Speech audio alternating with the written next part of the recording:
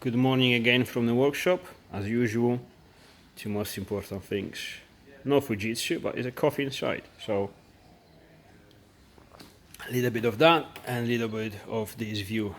God, I love this bike. I really like them. I like them since they came up. However, I'm not here to talk about the bike because I would do it for hours. We're talking about what we're up to this week. So this week we're up to the engine heat management. Or actually engine bay heat management, because we have the intercooler on the back of this car, not in the front, because again it's a rear mounted engine and we fit turbo engines, so we need the intercooler. And as you can see, this is plastic. Yes, you can see it correctly. This is plastic with the zip ties because it's all R&D, research and development. Now research and development means that I build prototypes, Steve goes all around, all about, and test the car. He's got a nice job to do.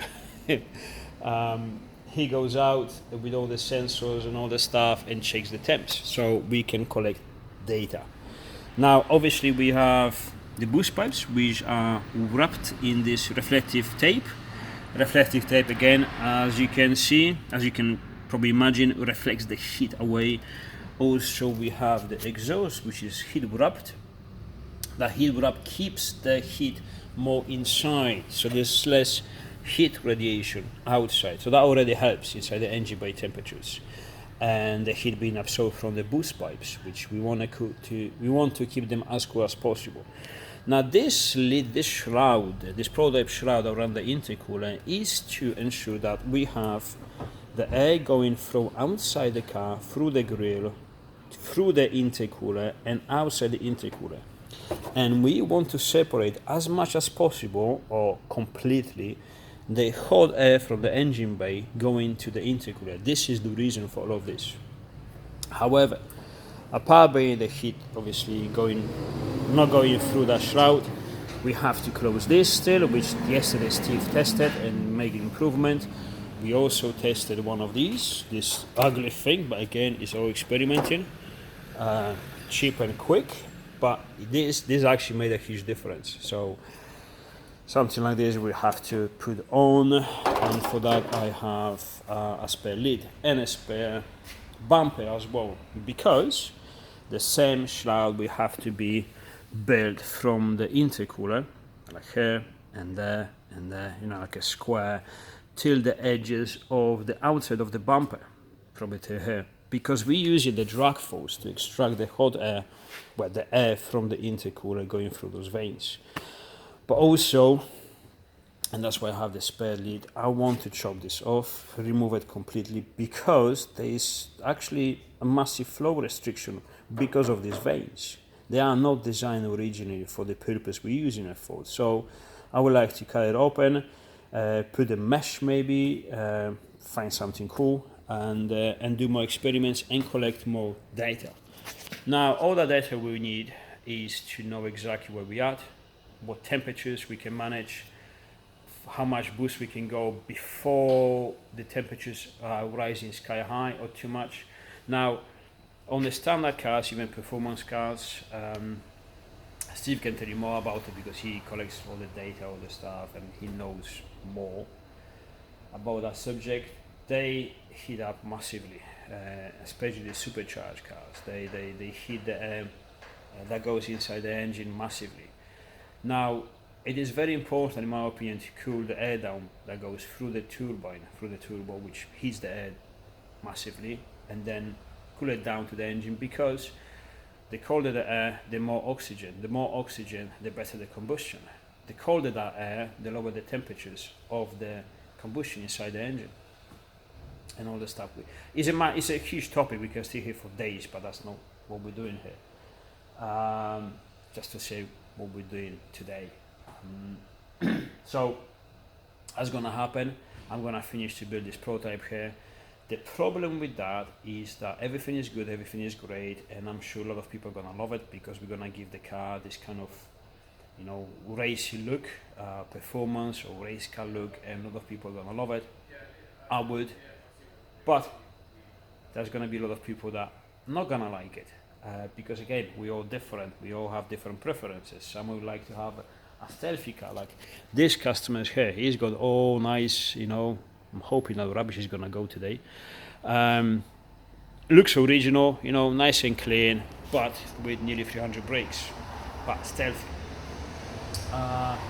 So in that case, we're gonna do, actually I'm doing today, I'm missing some parts, but we're gonna work on the charge cooler. This one here. Now this one here will have to be modified because I need the entry of the air from this side, but this side it will have to be flipped. So I will have to cut it on the welds and re-weld the tank to the other side, because the reason for that is because obviously there's no turbo on this engine, but we have a turbo here, so we have the turbo outlet into the charge cooler, and from charge cooler to the plenum, which this is the wrong plenum. We have to use a BAM style one, which has a throttle body on this side, which we have plenty of them lying around. So I have to work on this mock-up engine today, remove a lot of stuff, see how much space we have, because again, the charge cooler will have to be roughly here somewhere, but we have to take in consideration a few things. First of all, we have this. We make them in aluminium, modified to suit the MR2, obviously. As when you order the cooling system, this is different. Also, we have to take into consideration that we have this gear mechanism, so the charge cooler cannot be too low, because obviously this will still have to operate. Also on this part here, we have the engine mount on the chassis, and also roughly here we have a battery. I'll show you. So it's not as easy as it seems. Like, we have quite a restrictive, you see, it's really packed over there. So we really need to have a good think about it and see how we can squeeze this charge cooler inside there. I don't want to go any smaller, because the stuff we're making, so either is going to be the charge cooler or the intercooler, I want it to be good for power increase. So for example, if someone orders the whole engine setup that is making about 250 to 80 brakes, sometimes even 300, but one day they want to increase everything, they want to increase the power to 500 brakes, like Steve Cruise, for example, which is extremely fast with these light cars. I want the charge cooler, the exhaust system, or the intercooler, depending on option, already be good enough for that performance upgrade. So don't want it smaller. So that's it. That's what we're gonna do today. Now, because Steve convinced me doing this kind of daily vlogs from the workshop to show what we're doing, what we're up to, you know, the stuff, maybe some of educational stuff, whatever he brings to, I find out something very cool that answers. For example, yesterday there was a question, and I don't have to write it up. I'm gonna answer it the day after or the next video. So yesterday someone asked about how the 1.9 development goes. The answer is very, very simple. I'll show you. This is the 1.8. I don't have the 1.9. I have it in the storage there. Unfortunately, it would be nice to show it, but it's pretty much identical engine. Actually, the block of the 1.9 and 1.8, they are very, very similar. The head changes. Beside the head change and having the exhaust on this side and the plenum on this side, as the 1.9 has a plenum and exhaust on exactly the same side, the engine mounts,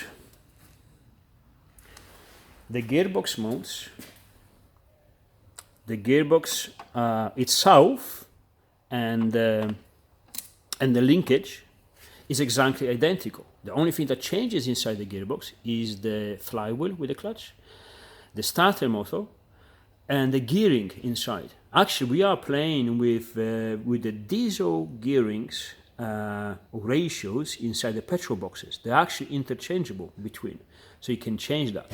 But that's another topic for another day.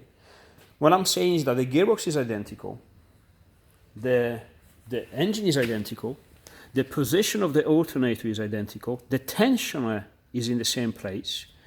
So basically everything that we're doing for the 1.8 20 valve turbo is the same for the 1.9, or almost identical. But the main bits, like the engine mounts, The real gearbox mount, the one we've developed recently, which is the big obviously thing, because this is for huge performance. I showed them yesterday. But even the sump, even the shallow sump, which is safer, like I said, because it has a metal pan. The exhaust bits, all the stuff, everything is nearly identical. The only thing changes again is exhaust, because the turbo is in a slightly different position. It has a different outlet flange, so it will still end. So the back box and the catalytic converter will be still in the same place, just the downpipe changes slightly. The intercooler or the charge cooler, again, different options, are changing slightly, again, because of the plenum is in the same position as the exhaust. But that's all. Everything else is identical.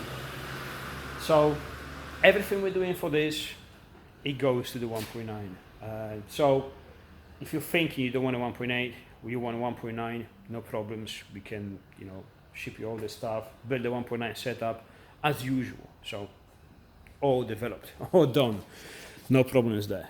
And again, like I said, because I'm in a workshop full time now, everything is going forward much, much quicker. The workshop is tidy and we can actually walk around it. There's not much mess here. There's still more to tidy up. I want to tidy up this bit today, there and there, but I'm not gonna do it. Not today. Too much stuff going on there, because Steve is gonna be here today, this afternoon, because he can't be here this morning. I want everything ready to the final testings and collecting some data on the temps. We really want to put this engine under stress, the temperatures under stress, because I really have to be happy with that.